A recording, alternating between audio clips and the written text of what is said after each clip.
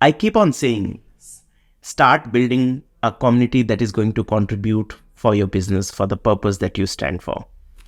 What I mean by this, I mean that first you need to understand what are the channels and mediums that are very crucial for your brand to be present all the time.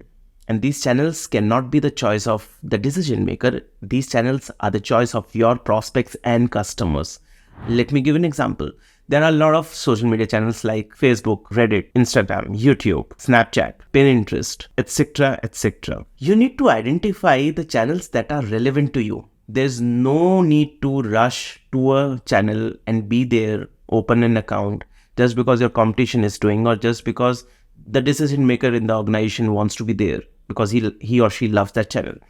You need to understand what are the channels that are actually used by the person from which you want the first and the repeat transfers of the money. Okay, make that list out. Now you need to understand each of these channels behave differently in terms of the content, in terms of the experience, in terms of the engagement. You need to understand the science.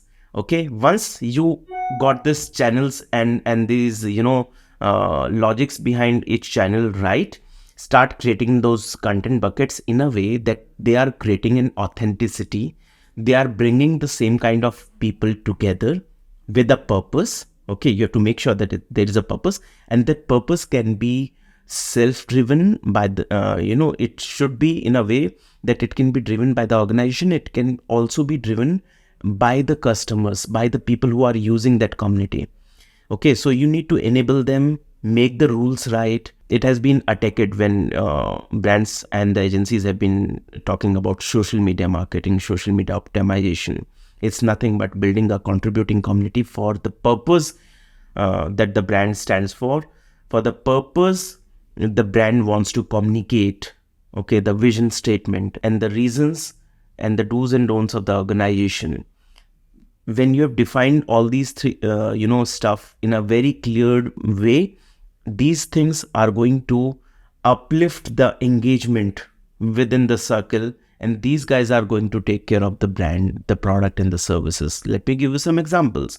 Apple creates a community. They don't pay anybody for it. They create content engine in a way that they enable people to respond to the queries asked by the people, the Apple users. And within this process of engaging and contribution, they uplift a particular profile to a certain level to make sure that it is more visible, it is more credible, it is more authentically seen in the community framework.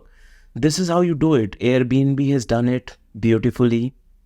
Okay, and there are Nike for that matter has been doing it.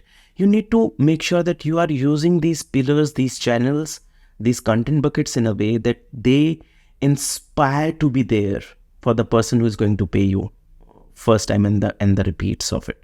And once you have built this contributing community, you will find one very beautiful thing happening to your business is you getting a lot of repeats, lot of referrals, and the cost per acquisition is going down drastically, and things are simply flying.